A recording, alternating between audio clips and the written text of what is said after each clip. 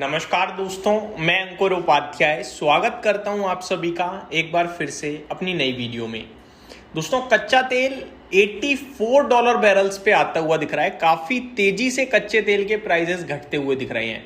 Friday को $101 था, अभी $84.5 बैरल्स पे ट्रेड कर रहा है। करीब 4.5% की गिरावट आपको करंटली ट्रेड होते हुए दिख रही है क्रूड ऑयल में। कच्चे तेल का नीचे जाना भारत के लिए बहुत पॉजिटिव है। पूरी बैलेंस शीट सुधर जाती है इंडिया की। मैं आपके साथ कुछ डिटेल शेयर करना चाहूंगा। US crude oil falls below $80। ये क्रूड ऑयल नॉर्मल वाला जो है वो $80 के नीचे आया है। ब्रेंट क्रूड अभी भी $84.5 बैरल्स पे ट्रेड कर रहा है। As Iran discusses strait of Hormuz with Saudi Arabia and Oman. तो ईरान ने बातचीत करी है सऊदी अरेबिया और ओमान से, जिसकी वजह से ये सारे प्राइजेस आपको देखने को मिल रहे हैं, यानी कि कच्चे तेल के प्राइजेस और नीचे आते हुए दिख रहे हैं। अमेरिका ने बीते 2 दिनों से कोई भी फ्रेश स्ट्राइक अटैक नहीं किया है ईरान के ऊपर। साथ ही साथ ये भी कहा है कि हम डिप्लोमेसी को एक बार फिर मौका देना चाहते हैं। तो ये जो चीजें हैं ना, इसकी वजह से कच्चा तेल में गिरावट दिख रही है लगातार, और यही वो कारण है जिससे बाजार पॉजिटिव हो रहे हैं। मैं आपके साथ कुछ और फ्रेश अपडेट शेयर करना चाहूंगा। ईरान के foreign minister Syed Abbas Araghchi ने सऊदी अरेबिया और ओमान के फॉरेन मिनिस्टर से अलग अलग बात की है। ईरान का कहना है कि यूएस के मिलिट्री एक्शंस की वजह से स्ट्रेट ऑफ हॉर्मोज में सिक्योरिटी इशू पैदा हुए हैं और टेंशन को खत्म करना जरूरी है।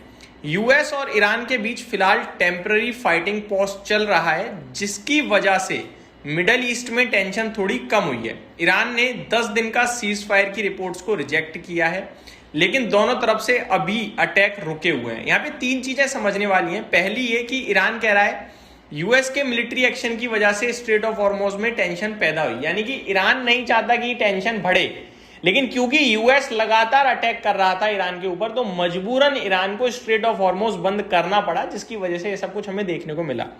दूसरी चीज उन्होंने बोला है कि यूएस के साथ उनकी बातचीत चल रही है या फिर टेम्पररी पॉज हुआ है अभी अटैक में, लेकिन उन्होंने ये भी कहा है कि 10 दिन के सीज फायर की रिपोर्ट गलत है। ऐसी कोई रिपोर्ट नहीं है, ऐसी कोई बात नहीं हुई यूएस के साथ कि 10 दिन का सीज फायर हुआ हो, ठीक है। बट बातचीत हो रही है, ये भी उन्होंने क्लियर कहा है। ट्रंप का स्टेटमेंट क्या है? पहले डोनाल्ड ट्रंप ने ईरान पर बड़ा मिलिट्री अटैक कंसीडर किया था। बाद में रिपोर्ट्स आई कि यूएस के पास वीपन्स की स्टॉक पाइल कंसर्न थी, इसलिए अटैक को होल्ड पर रखा गया।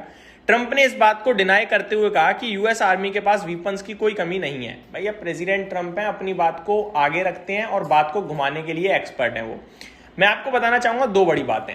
प्रेसिडेंट ट्रंप ने जो अटैक रोका है उसके पीछे एक बड़ा रीजन ये भी है।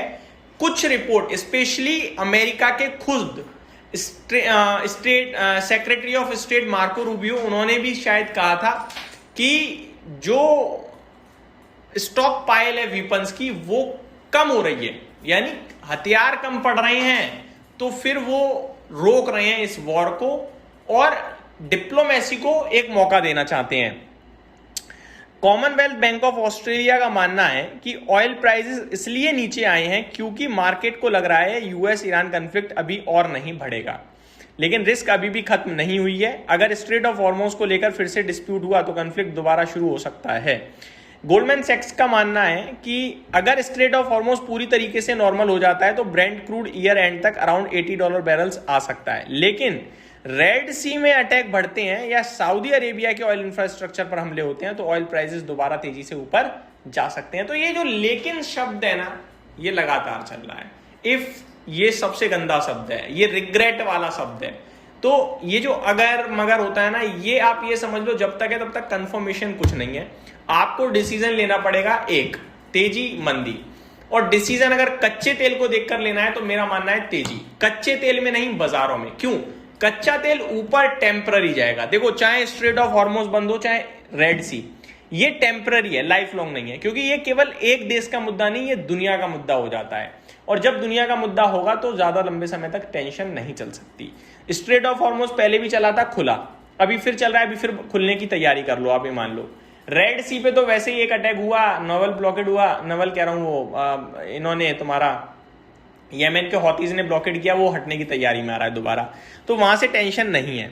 आगे अभी के लिए मार्केट पॉजिटिव है क्योंकि यूएस ईरान के बीच टेम्पररी शांति बनी हुई है, लेकिन हॉर्मोज रेड सी सबसे बड़े रिस्क फैक्टर्स हैं। अगर वहां टेंशन बढ़ी तो क्रूड ऑयल प्राइसेस वापस से स्पाइक कर सकते हैं। ये हम सभी को अच्छे से पता है कि भैया रिस्क बढ़ेगी तो क्रूड ऑयल भागेगा, लेकिन भागेगा धीरे, गिरेगा बहुत तेज, ये आप समझ लो। जैसे अभी हुआ है 2 दिन में 101 से $84 पे आ गया और टेंशन बढ़ रही थी धीरे धीरे। 14 रात लगातार अटैक हुआ तो कहीं जाके 70 से $101 पहुंचा था। तो कहने वाली बात यह है, बी पॉजिटिव और कच्चे तेल से ज्यादा घबराइएगा मत। बस यही समाप्त करता हूं इस वीडियो को। उम्मीद करता हूं डिटेल्स पसंद आई होंगी। Thank you so much for watching this video. Have a great day guys.